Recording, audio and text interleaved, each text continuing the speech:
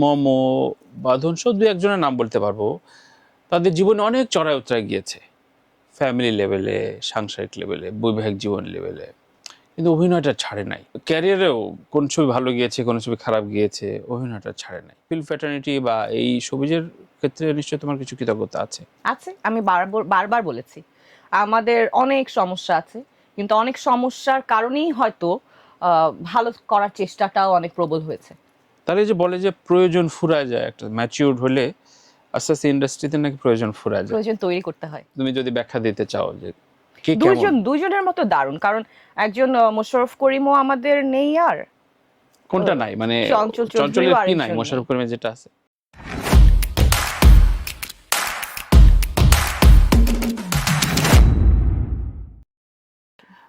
ঈদের রাতে একটা তর্ক আমি একটু তুলতে চাই, সেটা অনেক দিন ধরে আমি এটা তুলছি, যে বাংলাদেশি ছবির আসলে গ্রামারটা কি। এটা নিয়ে আমি বেশ একটা ফাঁকড়ার মধ্যে পড়েছি, কিন্তু তার আগে একটু গল্প বলতে চাই। যে আমি যেহেতু প্রায় 13 মাস ইউএসএতে থাকলাম, একটা ফিল্ম ডিস্ট্রিবিউশন কোম্পানির সাথে আমি কাজ করলাম বেশ অনেক দিন। তো ওরা যেহেতু ওই সূত্রে আমার রিগ্যাল, এমসি, ডিস্ট্রিবিউটার, ডিরেক্টর লেভেলে মিটিং করতে হয়েছে, কথা বলেছি। তো উনি একজন খুব গুরুত্বপূর্ণ একজন মানুষ, যে হলিউড ফিল্ম ডিস্ট্রিবিউট করে, সে বলছিল যে নেপালি ছবি দেখলে বোঝা যায় এটা নেপালি ছবি, কোরিয়ান মুভি দেখলে বোঝা যায় এটা কোরিয়ান মুভি, তোমাদের ছবি দেখলে বুঝতে পারি না এটা মানে আসলে তোমাদের ছবির কোনটা। মানে আমরা ভার্সেটাইল অনেক। ভার্সেটাইল পজিটিভ সেন্সে বলা যায়, কিন্তু ধরো তারেক মাসুদ, মোর্শেদুল ইসলামরা যখন বানাতো তখন বিকল্প ধারা বলে একটা ব্র্যাকেট বন্দি করার চেষ্টা হইতো। এখন আবার কেউ কেউ না বুঝে বুঝে নাটক হচ্ছে এগুলো বলার চেষ্টা করে, কিন্তু আসলে আমরা কোনটা? আমরা সব মিলেই বোধহয় আমরা এই যে এইসব সমালোচনাও থাকবে, আবার সমালোচনাকে ভেদ করে আমরা নতুন নতুন গল্প তৈরি করব। আমার তো মনে হয় ডিরেক্টর অবশ্যই স্বাধীন, ডিরেক্টর তার গল্প বলার ক্ষেত্রে নানা রকম গল্প চুজ করবেন, এটাই স্বাভাবিক, এবং দর্শকও সেই ডাইমেনশনটা পছন্দই করছে। দিন শেষে দর্শকের জন্য যে সিনেমাটা বানানো, দর্শক সেটা কিভাবে নিচ্ছেন তার উপর তো একটা আর&ডি করাই যায়। তো সেভাবে সেভাবে আমরা একটা ভাবে ভাবতে পারি, সেটাকে আলাদা রেখে আমরা এভাবেও ভাবতে পারি যে আমাদের যে বড় মানে সোনালী রূপালী যে হিস্ট্রি আছে সিনেমার, জহির রায়হান থেকে শুরু করে মানে দারুণ সব সিনেমা আছে, তো সেই সব সিনেমাকেও আমরা একটা জনরায় ফেলতে পারি যে এটা কি আমাদের আমাদের সিনেমা এরকম।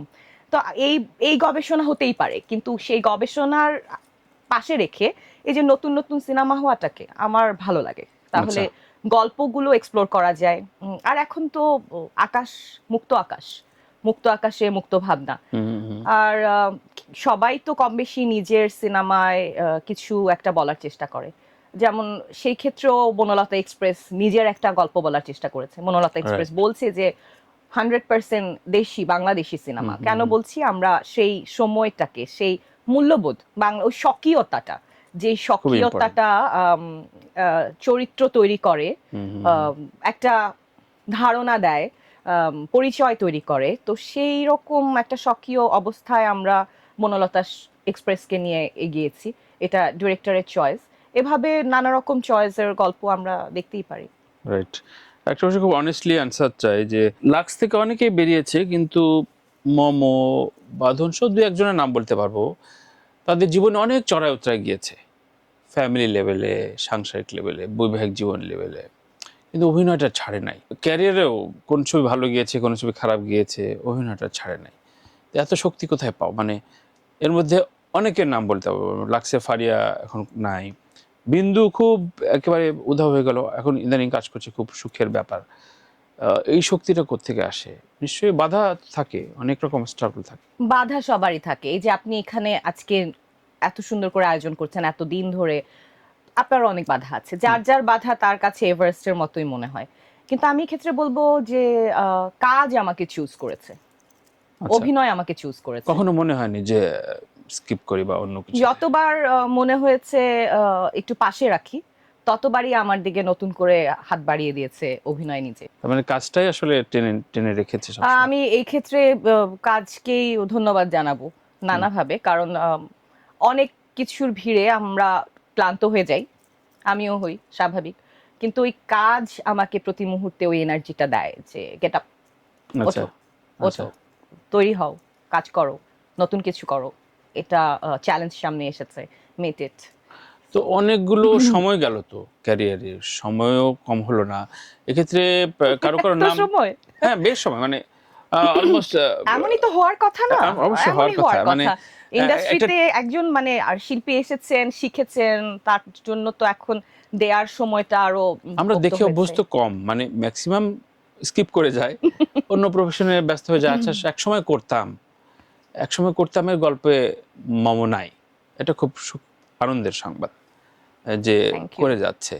তো এক্ষেত্রে কোনো ডিরেক্টর বা নিশ্চয়ই এই ফিল্ম ফ্র্যাটার্নিটি বা এই সবুজের ক্ষেত্রে নিশ্চয়ই তোমার কিছু কৃতজ্ঞতা আছে। আছে, আমি বারবার বলেছি আমাদের অনেক সমস্যা আছে, কিন্তু অনেক সমস্যার কারণেই হয়তো ভালো করার চেষ্টাটাও অনেক প্রবল হয়েছে। তাহলে যে বলে যে প্রয়োজন ফুরায় যায়, একটা ম্যাচিউরড হলে আস্তে আস্তে ইন্ডাস্ট্রিতে নাকি প্রয়োজন ফুরায় যায়, প্রয়োজন তৈরি করতে হয়। তৈরি করতে হয় কেমন? প্রয়োজন আমরা তো এই কথাগুলোর সাথে এখন অভ্যস্ত হচ্ছি, হ্যাঁ, বুঝতে শিখছি। তো নিজের প্রয়োজনটা আহ, তৈরি করতে হয়, সেই প্রয়োজনটা দর্শকের ভালোবাসার কারণে তৈরি হয়, নিজের চেষ্টার কারণে তৈরি হয়, আর উপরওয়ালার রহমত থেকে তৈরি হয়। কেউ কেউ তো প্রতিদিন ভাইরাল হওয়ার জন্য অনেকে চেষ্টাও করলো। তো তোমার, আমি জানি যে মম খুব বেশি অ্যাটেনশন সিক করার জন্য খুব বেশি কিছু করে নাই তেমন, মানে আমার এক সপ্তাহ কেউ আমাকে নিয়ে চিন্তা করছে না, আমি একটা কিছু করে ফেলি উল্টাপাল্টা। ভাগ্যিস, কেউ চিন্তা করলে কত কিছু তো চিন্তা করতো। এগুলো এগুলো তো এগুলো না করে মোটামুটি টেকা যায় না? আরাম, ওটা হ্যাঁ? বরং আমরা আরাম। দেখলাম কয়েকজনকে খুব অস্থির হয়ে গেল যে আমার 1 মাস আমি নাই, আমি একটা কিছু বলে ফেলি। এটা যার যার জীবনকে হ্যাঁ, সে যেভাবে হ্যান্ডেল করে। হ্যাঁ, আমি শান্তি প্রিয় মানুষ, আমার একটু নিজের মতো থাকতে সমস্যা ভালো হয়নি। লাগে। আমার বরং ভালো লাগে, আচ্ছা, কে চিন্তা করে কোন দিক চলে যাবে তার চাইতে নিজের চিন্তা নিজের কাছে থাক, কাজটা মন দিয়ে করি, অল্প করি কিন্তু মন থেকে ভালোবেসে করি কাজটা, যে কাজটা আমাকে দর্শকের সাথে কানেক্টেড করবে, এবং দর্শক অনেকদিন পরেও সেই ফিলটা পাবেন যে হ্যাঁ আমরা এই কাজটা দেখে পছন্দ করেছিলাম। আচ্ছা, আচ্ছা। মমর তো নিশ্চয়ই এখন আর এনজি হয় না। অবশ্যই হয়, কেন হয় না, এনজি হবে না? আচ্ছা, আমি প্রতিটা শুটিংয়েই সেটা সিনেমা হোক, নাটক হোক, প্রজেক্ট যাই হোক, আমি ক্যামেরা ওপেন হওয়ার সাথে সাথে আমি কিছুক্ষণ আসলে ধাতস্থ হতে নিজের সাথে নিজের সময় লাগে। এই যে মানে চরিত্রটাকে আমি হ্যান্ডেল করে ওঠা পর্যন্ত আমার খুব টেনশন হয়। তো আচ্ছা। প্রতিদিন আমি এই পরীক্ষা দিই। বিনয়, সুন্দর না, সুন্দর লাগছে। বিনয় না, এটা না, এটা ট্রুথ। প্র্যাকটিস, এটা কারণ প্র্যাকটিস। আমি যদি আসলেই আজকে মনে করি যে আমার তো হয়ে গেল, হয়ে গেল তখন আর, তাহলে কিন্তু আর হয় না পরে নতুন করে কিছু হ্যাঁ, হ্যাঁ, তৈরি হ্যাঁ। করা। একসাথে বিচ্ছিন্নভাবে কাজ হয়েছে অনেকবার। একসাথে হলো মোশাররফ করিম, চঞ্চল চৌধুরী। হুম। একদম বোকা বোকা প্রশ্ন করলে কে বেটার, তুমি যদি ব্যাখ্যা দিতে চাও যে কে কেমন? দুইজনের মতো দারুণ, কারণ একজন মোশাররফ করিমও আমাদের নেই, আর কোনটা নাই, মানে চঞ্চল চৌধুরীও চঞ্চলের কি নাই, আরেকজন নেই। মোশাররফ করিমের যেটা আছে? দুইজনের দুই রকম গুণ আছে, যেটা আলাদা আলাদা করে দুজনেরই আছে, দুজনের মধ্যে আবার কমন নাই। আচ্ছা, তো মানে এভাবে করে কখনোই জাজ করা যাবে না। এই যে না, আপনি হ্যাঁ, আপনি যেমন এত বছর ধরে লিখে যাচ্ছেন, হ্যাঁ, বলে যাচ্ছেন, আমাদের সাথে কানেক্টেড থেকে যাচ্ছেন আপনার কথা, কাজ, চিন্তার মাধ্যমে। তো আপনি তো আলাদা, প্রত্যেকটা মানুষ আসলে ডিফাইন ইউনিক। করা যাবে না। হ্যাঁ, এটা ডিফাইন করা এভাবে সম্ভব না। তোমার সাথে কথা পারবো না, এটা জানি। এক্সপিরিয়েন্স কেমন ছিল? আমি আবার একটু বনলতা এক্সপ্রেসের, এটা একটা জার্নির ভেতরে গল্প, তাই না? সো সেট প্রক্রিয়া, মানে টোটাল অ্যারেঞ্জমেন্টটা কেমন লাগলো? অন্যান্য ফিল্ম তো অনেকগুলো, অনেক প্রোডাকশনে কাজ করছো। হুম। তানিমের সেট প্রোডাকশন ওয়াইজ কেমন ছিল সব মিলে? আম, ওই যে বললাম, সবার চাওয়াটা ছিল আমরা একটা সবাই মিলে একটা ভালো কিছু করতে চাই। সবার চাওয়াটা যখন এক হয়ে যায়, একই বিন্দুতে মিলে যায়, তখন এটার একটা সৌন্দর্য তৈরি হয়। সেই সৌন্দর্যটা এখানে ছিল, আন্তরিকতা ছিল, এবং প্রত্যেকে নিজের জায়গায় কাজ করেছেন খুব স্বতঃস্ফূর্ততার সাথে। ইউনিট অনেক ফ্রেন্ডলি ছিল, এবং রিয়েলি গুড, মানে too good to digest sometime. যাক, তো যে মাঝে মাঝে হয় না, একটু ঝামেলা না হলে হ্যাঁ, ভালো লাগে না, কিন্তু ওরকম কোনো ঝামেলার ছিল না। কোনো সুযোগও ছিল না। সো গত ঈদে যেমন বিগ বাজেটের ছবি তাণ্ডবকেও পিছিয়ে দিয়েছে উৎসব।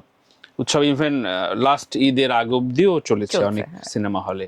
তো এবারও বলে ফেলো যে এবারও বনলতা প্রিন্স থেকে শুরু করে সবকিছুকে ছাড়ায় অন্য জায়গায় চলে যাবে, বলে ফেলো। আমি চাই এটা দর্শক বলুক, কারণ দর্শক সিনেমা দেখা অলরেডি শুরু করেছেন আচ্ছা। এবং সেই ভাইব আমরা পাচ্ছি। সেই জায়গা থেকে দর্শকই বলবে, কাজ যখন কথা বলবে তখন আমার আর কেন বলতে হবে। নিজের ছবি যখন সফল হয়, যে কোনো কাজ যখন সফল হয়, তখন কিভাবে বোঝে একজন অভিনেত্রী? মানে কারো রিয়াকশন থাকে, ভিউজ থাকে, কিভাবে আনন্দটা নেয় কিভাবে?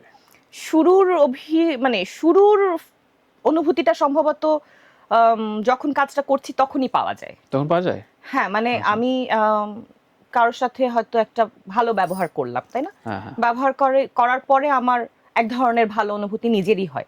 হয়তো কোনো কারণে না চাইতেও রাগ করে ফেললাম, তখন আমার অস্বস্তি হয়, কেন বললাম, এভাবে না বললেও হতো। তো এটা সব ক্ষেত্রেই সম্ভবত। আর কাজটা যখন আমি খুব প্রফেশনালি এবং প্যাশনেটলি করছি, তখন ওই চরিত্রটা, হ্যাঁ, আমি অভিনয়টা করে আমার ভালো লেগেছে। আমার কো-আর্টিস্টের সাথে আমার যে কম্বিনেশন, র্যাপোটা হওয়ার কথা, কেমিস্ট্রিটা অন স্ক্রিন তৈরি হওয়ার কথা, সেটা তৈরি হচ্ছে। এবং ডিরেক্টর সেখানে সর্বোচ্চ ভূমিকায় আছেন, যিনি আমাকে কারেকশন করিয়ে দিচ্ছেন এবং ওনার প্রয়োজন মতো উনি আবার জিনিসটাকে রিঅ্যারেঞ্জ করে টেক নিচ্ছেন। তো ওই দায়িত্বটা তো উনি, গুরু দায়িত্বটা উনি পালন করছেন। সেই জায়গা থেকে প্রথমত নিজের বা সেটটা সম্ভবত ওই ফিলটা দেয়। তারপরে ডে বাই ডে দর্শকের কাছে যখন কাজটা পৌঁছতে থাকে, দর্শকের ভালোবাসা, স্বতঃস্ফূর্ততা আলাদা করেই, এটা আমার মনে হয় ভাইব্রেশন। আচ্ছা, আচ্ছা। যদিও মনে হয় যে টেকনোলজি ক্যামেরার ওপারে এপারে কি করে বোঝা যায়, তারপরও যায়। বোঝা যায় একটা। রাইট। ঈদের অন্যান্য ছবি দেখা হবে নিশ্চয়ই মামার? আমি দেখি, আমরা সবসময় ঈদের সব সিনেমায় দেখার চেষ্টা করি। এমন ঘটনা ঘটেছে আমি জানি মামার ক্ষেত্রে, যে অন দ্য সেট কাজ করার পর মনে হয়েছে যে এইটা আমি কেন হাতে নিলাম। তো এর পরের মোটিভেশনটা কিভাবে নেয় মাম্মু? যে কাজ তো করতে মানে যেহেতু কমিটমেন্ট, কাজটা করা হয়েছে, কিন্তু এরপরে নিজেকে মানিয়ে নেয়া, এটা তো শিল্পীর জন্য একটা সংগ্রাম, কঠিন স্ট্রাগল, কাজ। না? হ্যাঁ, কাজটা কঠিন। মানে ধরেন তখন মানে আমি কমিটমেন্টের ব্যাপারে পাক্কা। হ্যাঁ, এটা সবাই জানি, প্রমাণিত। ওই মোটিভেশনের জায়গা থেকে ওকে, লেটস ডান ইট। আচ্ছা। আমি আমারটুকু কম করব না। মানে আমি কম সুবিধা পাচ্ছি, সাপোর্ট পাচ্ছি, লজিস্টিক, যেটা আমার চরিত্রের প্রয়োজনে বা সেটে আমার মিনিমাম, আমার ডিজার্ভ করে যেটা। ডিজার্ভ করি, এটা আমার পেতে হবে। একদম, ইটস ভেরি বেসিক। রুলস। সেটাও যদি কোনো কারণে মিস হয়ে যায়, অনেক সময় হয়েছেই আমাদের, মানে এই ধরনের সিচুয়েশন অনেক ফেস করতে হয়েছে। তো তখন একটাই মোটিভেশন যে Momo, you can't lose your commitment. তুমি তোমার কাজের প্রতি কতখানি লয়াল, এখন প্রমাণ করার টাইম। Right, thank you.